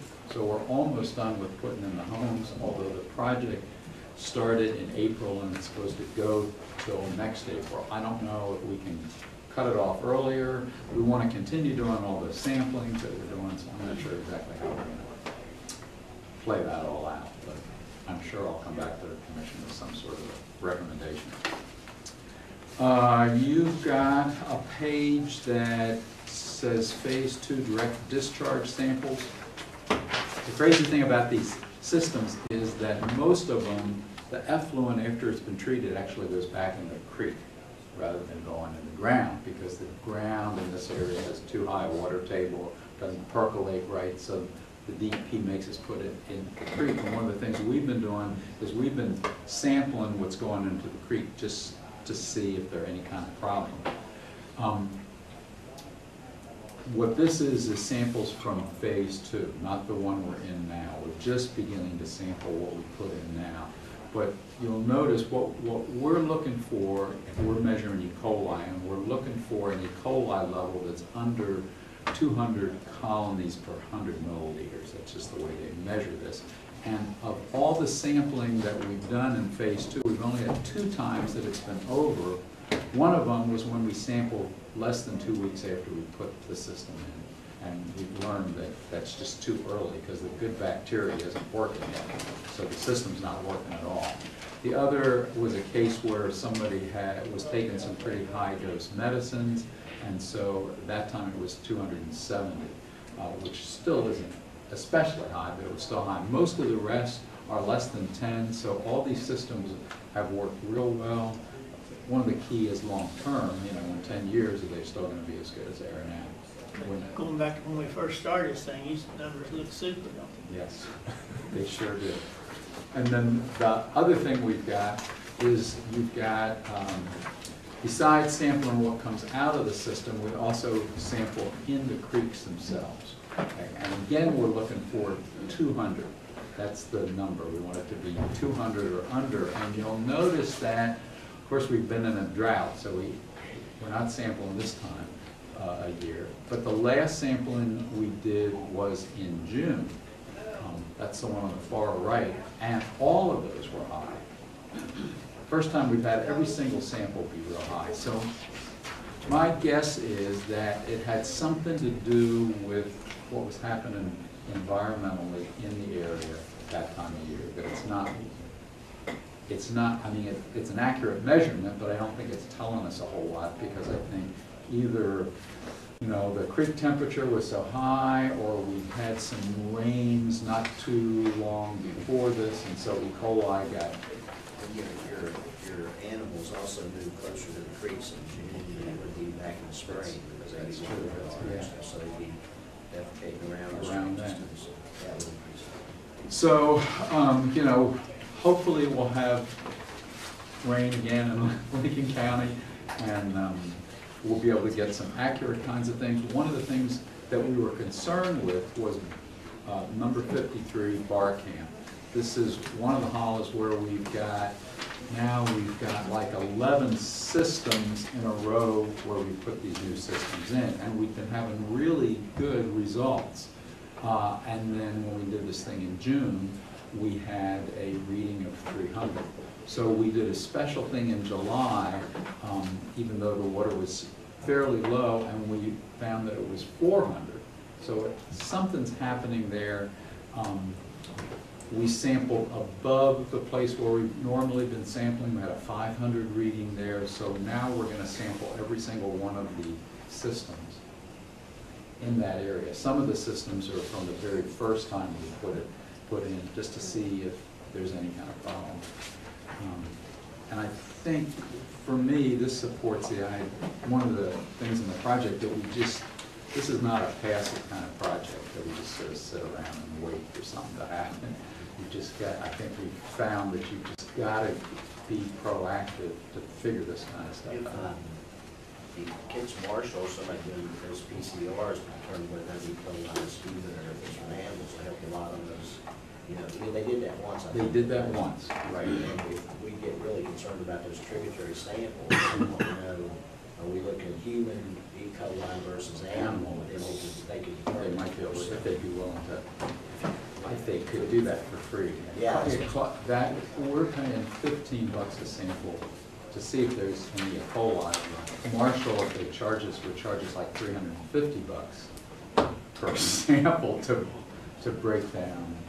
So, yeah, but that's a good idea. We'll see. Hopefully, you know, within the next month or so, we're going to have enough rain. So That's how we got into this project. Part of it was trying to figure out, is it the animals, or is it the humans? Yeah. And we're still trying to figure it out. Okay, thank you. Yes, I'm sorry. Now the lake itself, is that water tested? Yes, the lake is tested. Sometimes we test the lake when we're doing this, and then I test it at least every month. Now, I'm testing the left fork side, which is the side that all the yeah, and we haven't had a bad result in the lake, I'm going to say, in 5 years. Is it? Yeah, it's always been acceptable. And my guess is, one thing is the lake sort of dilutes everything. So even though we've got some bad stuff coming in, it's diluted. And the second, I think, and Doc, you can help me with this, I think because it's such a big area with so much sunshine, that the sunshine helps to decontaminate it and to purify it. Now, these UV lights we use on some of these things that kill the bacteria or that keeps it from reproducing, but the sunlight does the same thing when you're exposed on a raw area like that. So for sure, the left side of the lake, the water's okay. We're not testing the Is that other where we side. live? Yes, yes. So if you want to swim, just come on out. That's my question. I think the health department occasionally check the swimming area. Yes, they do. I'm sure if we have high readings, they'll tell everybody. Okay, next thing on the agenda is Christie Scraggs with the election process update. Welcome, Hello. Kristen. Hello. She's tired from last night. Yes, I am very tired. Some of the things I want to go over is we have got all the poll workers in for the Democrat Republican. You all will have those later to approve. We do have some things we've been working on. We've been working really hard on cleaning up the voter rolls here in the county. When we started this process, we had 7 inactive voters, and we have over 7,200 now. So that's real exciting to get to that. It took lots of hours and a lot of manpower and things, but we're there. If you look at our active voters, we're down to 11,205 now. So that was some good numbers. Now, what people need to understand is if they look at a poll book, it shows active and inactive. The inactive people will show on our numbers in our system. Those people will show for 4 years. So they need to understand, if they come in and say, well, this person's already gone, we told them that, they'll just have to look and see if they're marked as inactive. If someone has not voted in 4 years and they've been marked as inactive, they can still go and turn themselves back to active if they vote. We have an election coming up in October, or if they vote next year, in 2012. That'll help them get back to the active status. And we've sent out notes to all 7,200 and some, so they all got letters sent to them. We went ahead and sent even to the people who hasn't voted. Last time they voted was in 2008, just as a reminder to let them know, make sure you vote at least in 2012, or you would be moved to that inactive, because that would be their 4 years there. So we just sent out some reminders to them. We have canceled over 1,000 people, and we found that from old estate files, going through the newspaper, going through the obituaries, knowing for sure that that is that person, especially if there's date of birth, things like that, different reasons. Notification after we sent these letters out came back from Kentucky or North Carolina, showing that the voter is there now, so that helped. And then we have purged around a little bit over 3,300 people. I'm excited over the idea of maybe there being less precincts. It would be easier and for us to manage and to maintain and make sure that whenever we cut that down, we really look at what poll workers we bring in, make sure we bring in, ones that's going to be dependable, and it'll be easier for us finding poll workers and things if that lessens. And it's also going to be easier to place someone in the right precinct instead of trying to figure out exactly where they live. When they give me these new street names, I don't really know where those, they have to tell me where it used to be and just different things like that. So I'm excited about that. I think one thing that should be noted, just for the newspaper, to let the public know, when we talk about reducing the number of precincts, and usually when you think about consolidating, you think about hardship and having to travel. Most of the consolidations that have taken place under your plan would keep most of the locations still in place, like McCorkle, Woodville, Mud River, Big Ugly. Those outlying areas are still there. Right. And we're not going to start this until 2012, right? Right. Right. Yeah. We do have our 2 ballot commissioners that were appointed for the early voting and the absentee, and the Republican, again, is Anita Logan, Democrat Tammy Roberts. These ladies worked before, so they'll be coming back this election coming up in October again. Now, on the early voting, is there any plans to recommend any changes on that? We're going to try to do any outside of county seat? For this election? No, down the road. I'd like for y'all to look into that maybe. That would help people. Well, it seems like people who vote now are live close to Hammond, so if we could get it moved out to, Washington District, or our district, then we believe, or I would believe, that more people will vote and vote early. I do too. So we just need to think about how we might want to do it. Okay. And I think that would balance out. I think every person needs to have equal access to voting, and I think if you look at the numbers of early voting, people in Carroll District take advantage of early voting at huge numbers compared to outlying areas. Oh, yes. I think that I was in support of that. Yeah. Yeah, I'd like to get that out there, it'd be easier. One thing that Mr. Witten's doing this time is in the early voting hours always run courthouse hours, except for there's 2 Saturdays, it runs 9 to 5. He's extending 2 of the nights, instead of it ending at 4:30, those 2 nights will extend to 6. That way, and we have made note of this to all, especially the poll workers and stuff, that way they can come, there's trainings those 2 nights, so they could come a little bit early and go ahead, so we won't have so many provisionals whenever we canvass and things. So those nights, it'll be left open a little bit later those nights, so I think that'll help them a lot. The Casto and Harris, they're the ones who like programs our PEBs and things. They're going to start delivering all PEBs back to county starting next week. So hopefully we're one of the counties that get that next week, because we have planned to start programming next Saturday. So hopefully we'll be one of the counties to get that. Also, the early voting does start on September 21st. We'll start sending out the absentee requests we have on Tuesday. The ladies are going to come in so they can sign the ballots on that day.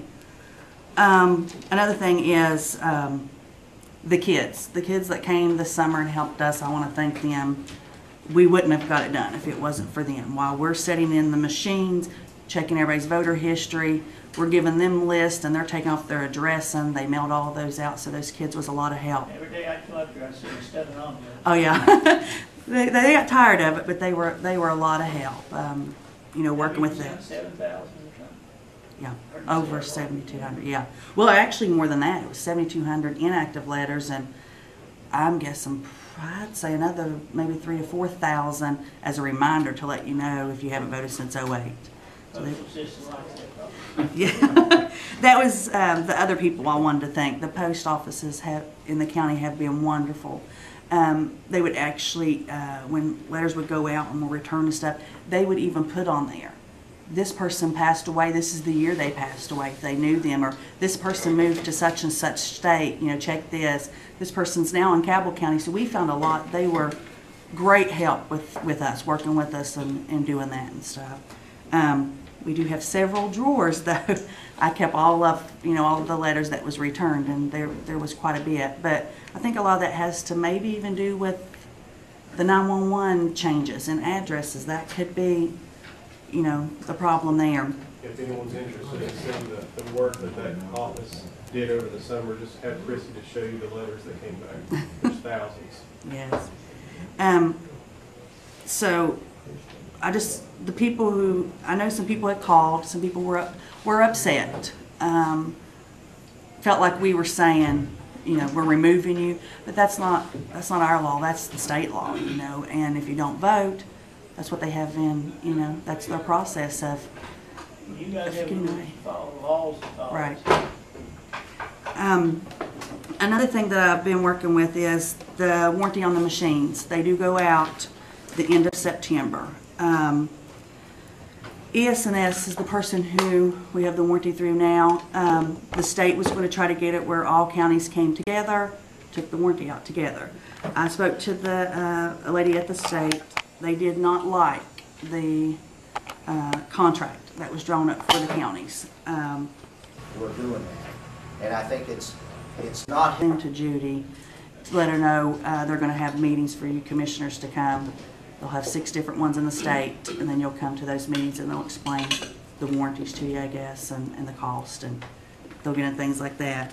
The state did tell me that Vera, the county clerk in Kanawha County, that she's been speaking to a group called RBM, and they heard this group was old employers of ES&S. And so I have called and left a message with her, trying to see if she got anywhere with it, or if, that way we'll have more options besides just one company giving us the warranty. The state is, I know we had before had discussed bringing in the e-poll books into the precincts. The state has stopped their process right now on their e-poll books. She had told me that the gentleman designing that and things had left, so now they're just waiting on someone to come in to pick that back up. So the only poll books out there right now is the ones from ES&S, which I'm not very happy with. You know, they're e-poll books because it's too hard and too complicated. So on that, I think we should just wait until we, you know, hear more back from the state. I have sent all the paperwork out for the two e-poll books we have to be set up for early voting. It's such a hassle and a long process, but I found, I went over there yesterday and found a way that I could still, instead of printing every precinct, the names of everyone and making those ladies over there sit and go through all that paper, I have found another way that I could fix it where they still will sign the card that, you know, the state wants you to sign instead of the signature box. They sign a card, and I found a way to run the laptop over there, so the ladies will be able to bring it right up right there, and I can put them into the system, and then I put a block on it where all they can do is just look at it. So we could use that instead of having to print, because that's a lot of money wasted if we had to print all poll books for every 35 precincts and make them sit and go through them. So we did find a way to fix that if the e-poll books can't get fixed in time. So I think that's about it, if anybody has any questions. Sounds like you've been having a lot of fun. Oh, yeah. Let's give the commissioners the date that we're doing the public test on September the 16th. Mark your calendar, September 16th, public test. At 10 a.m. And then, yeah, the next meeting, I'll bring you all a copy of like when all of the trainings are. We're scaling trainings up like the last time. That worked much better with the workers and stuff. They actually got more, you know, information and all that and stuff. So we've set up the 6 different districts. Each night, each district gets their own training, and then there'll be a makeup before the election. Paid off, everything went. So, any questions from anyone? No, we just appreciate your work, Mr. Whitner, getting done in that department, so. Been needed a while, and. Yeah, and it was a big help also, him, you know, hiring Bethany. That she helped me a lot. I wouldn't have got this done if it wasn't for, you know, her getting to come in, and these kids helped me on this out, and you know, Kim helped me a lot. I put the program onto hers, and you know, just everybody in our office helping. I've always been told that teamwork's a good thing. Oh yes. All right, thank you. Okay, on to new business. I need a motion to approve the bills as submitted for payment. Oh, I wrote over top of the Veterans Center. I'm sorry. Mrs. Dorsch, do you have something? That's okay. Okay. The last time I was here, I think I had explained that I was not going to be at the Board of Directors meeting completed at the North Dakota State Park in Colorado. So I have no idea what transpired at that meeting, and I do not have any minutes because it wasn't still taken. But in the meantime, I have gotten a notification that on this Saturday, the 20th, there's going to be a hot dog sale and a gospel thing. They're inviting anybody and everybody who wants to come out and sing. They start selling the hot dogs at 4, the gospel thing starts at 7. And also I got an email from Scott that we're going to have a meeting on the 26th with you and the outreach.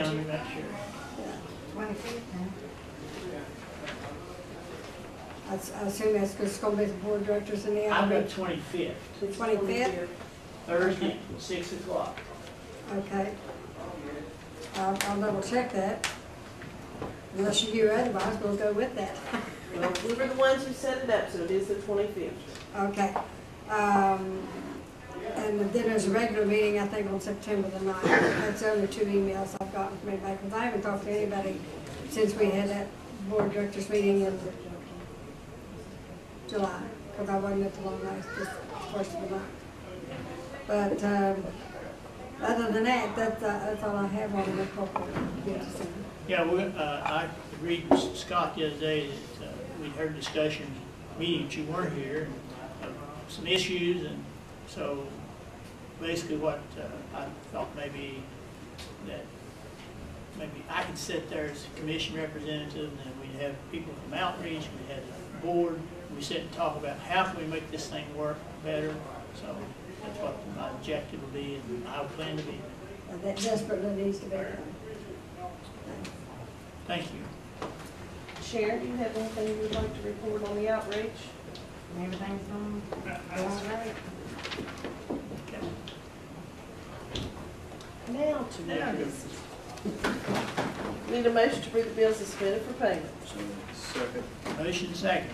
Being all yes, motion carries.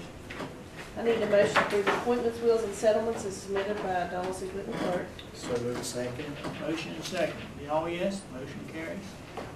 I need a motion to approve the appointments done in vacation in Lincoln County Commission by Donald C. Whitten Clerk. Second. And motion second. Being all yes, motion carries. I need a motion to reappoint Bruce Tully to the Lincoln Public Service District Board of Directors, term being July 1st, 2011 through June 30, 2016. So moved. Second. Motion second. All yes, motion carries.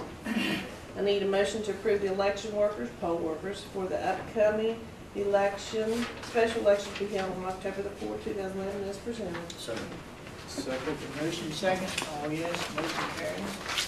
I need a motion to appoint Lorena Spalding as administrator of the estate of Mildredale Agnes due to the executor of the estate being deceased, set bond at $1,000. So moved. second. Motion second. Being all yes, motion carries.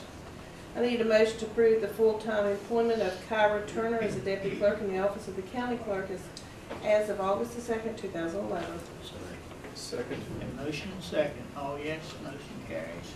I need a motion to approve the Bluegrass Gospel Festival to be held on June the 2nd, 3rd, 2012 at the recreation area of the Upper Mud River Lake with a budget of, I'm gonna give them your $15,000. So moved. Second.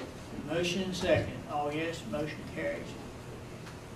I need a motion to reopen the estate of Bonnie I. Pauley for the purpose of cashing a check from Nationwide Insurance and appoint Scott Pauley as executor. So moved. Second. Motion second. All yes, motion carries. I need a motion to approve a donation to the Lincoln Logan Vietnam veterans in the amount of $1,500. And, I'm sorry. That was just, last meeting, we had the veterans here give them a report. One of the things they have asked is that we help them purchase a bus to transport veterans. And we got Logan County Commission, they're going to do $1,500, our $1,500 to purchase that bus. So moved. Second. Motion second. All yes, motion carries. I need a motion to accept the sheriff's settlement as presented by Jerry Boven Sheriff for the fiscal year July 1st, 2010 through June 30th, 2011. So moved. Second. Motion second. All yes, motion carries. I need a motion to approve a donation to the Chapmanville Athletics Association in the amount of $100 to sponsor a whole weather golf tournament. I'll make that motion. Second. Motion second. All yes, motion carries. Yeah, they have, I talked to Mr. Amber, who works with this, and they have 3 kids in the Harts area that they give scholarships to that they work with. That's why I make them do some more of that. Definitely good call. Okay, public comments. Is anyone in the audience that was not on the agenda that would like to speak at this time? Ms. Storrs? I want to approach the county commission as a private citizen resident of the Allen Creek area. I'm not here representing the Lions Club. No hats on today. I'm sorry? No hat on today. Right, exactly. I got to turn around backwards. We had our car show this last week, and I got a tremendous amount of comments, heard them, about all the good things that Coal River Energy does. The 2 guys, Eddie Morris and Jerry Chapman, was out there the whole day. It was brought to my attention, and they asked me to come before the commission, or some of the people did, to ask the commission to recognize these 2 men for what they do for the community. I say they spend thousands of dollars, or maybe hundreds, but they spend a tremendous amount of money. We had a stack of backpacks there to give out free to the kids at school, and they've done that every year for the last several years. They donate gravel for people's roads and driveways. They've done the playground equipment at several schools from what I understand. And I heard a comment time and time again this last weekend that they need to be recognized by the county for what they do. I know, you get the coal severance tax from them and A lot of people work there. I'm sorry? So we got lots of people work there too. They do. They have a tremendous amount of people. And we try to feed them hot dogs all we can. But the thing about it is, they thought that it might be nice if the commission would just recognize them for, I mean, they go above and beyond the call of duty. And they, you sit and talk to these guys, and it seems like they really and truly care about the residents of the county. If they find somebody needs something, or if they're hurting, or, they need some help of any kind, these two guys step up. And would you give me the names again? Judy may have gotten, I didn't. I'm sorry? What's their names again, the two guys? Eddie Morris and Terry Chapman. They're excellent people. Good guys. They are. They're tremendous guys. I mean, they were over there all day long Saturday at the car show, and they were just, and I've been around them a bunch of times, and then they asked me if I'd come before the commission and ask them. So I told them, I said, well, I will as a private citizen, but not representing the Lions Club, because as a Lions Club president, I'm not supposed to, try to solicit recognition for anybody. But the thing is, I would like for them, to take that under consideration to show that, that you appreciate what they're doing for the area. Well, it's good, we know that we will, to hear that, otherwise it might go unnoticed and we wouldn't even know about it. Well, y'all probably know more about what they do than I do. I would get a small portion of what they do for the community, but I'm sure that a few phone calls, you can drum up a half dozen more things that they do. And they do this and don't ask anything in return. They're really a great bunch of guys over there. Well, I've been told that Jim Ryan's restaurant would not function if it hadn't been for Coal River Energy. Probably not. They buy so much food there. Yeah, they do, and he takes it over there, or they come and get it, or whatever. And they've done a lot for the community. So I just wanted to bring it before the commission to see if they would consider doing something. Appreciate it. Anyone else? I'm Steve Stewart with Appalachian Power, and I just wanted to come by and give you guys some more updated information on our company and some contact information for myself. And if you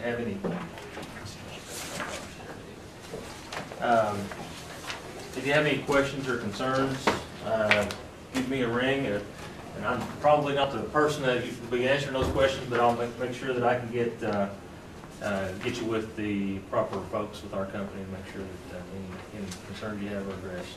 We'll do lots of changes. We're going through lots of changes. I don't know if you saw that we made an announcement about a month or so ago that as of January 1, 2015, because of new EPA rules, we're going to be forced to prematurely close 5 of our power plants, 3 in West Virginia, 2 in Virginia just across the border.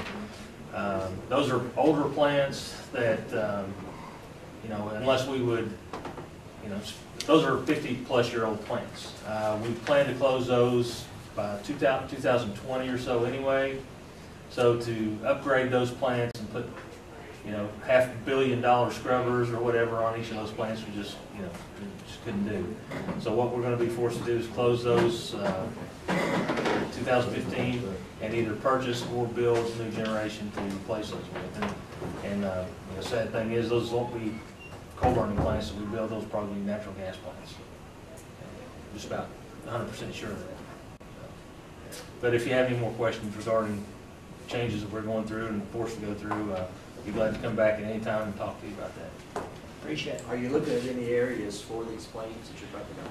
Yes, we are. We a couple of those places are good places to convert to natural gas plants because the natural gas is available. As you know, to run a power plant, you have to have a pretty good sized gas line to do that with. And so we'll be looking at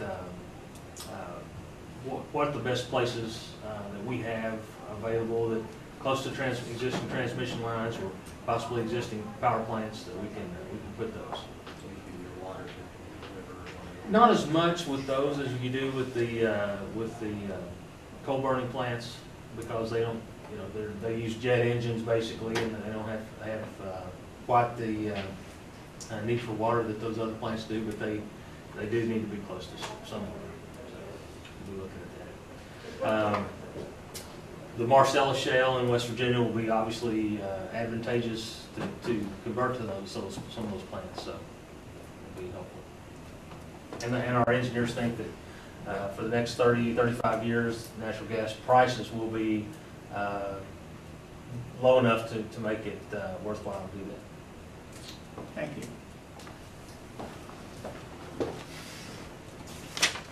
Anyone else?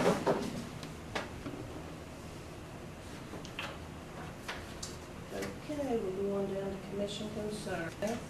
I don't have any real concerns. The only thing that I've done since our last meeting, I've attended with the other commissioners the state auditors training in Morgantown. Of course, they went over several different things there, which some were pertinent to us, some maybe not so pertinent. But I did feel that talking with the other commissioners and everything, I think we're, as far as a commission in the state of West Virginia, we are doing our best to stay at the forefront of the changes that need to make. And I think probably of some, I want to commend the other commissioners for taking on things that some of the other commissions don't really want to deal with right now. But we haven't shied away from those things, and we're trying to address those things as quickly and as fairly as possible. That's all I have. The only thing I have to report on would also be the County Commissions Association gathering. And during those sessions, I think that lots of informative, very positive information between commissioners are shared. I think that the speakers that you listen to from the auditor's office and some of the other associations are important, but the time outside of those sessions when you can sit down and talk to your colleagues from other counties and talk about things that are going on at a local level and what the ways to address those and also respect people. Outside of that, I have taken several phone calls from people in the McCorkle area. It's very concerned about Hatfield and McCoy. And one key concern was the fact that people had family members buried at certain cemeteries. So I was happy to hear Jeff Lusk say today that people would still have access to the cemeteries, and I look forward to working with people in McCorkle that still have the concerns or other concerns, and maybe we can work through those and communicate with Hatfield and McCoy and try to, since it seems like it's a definite project that's going to happen, that we can work together to make it the best project to benefit the people from that area. That's all I have. I agree.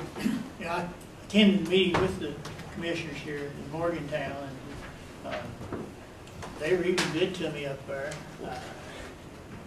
Being from Marshall, you know how it is. They pick on you.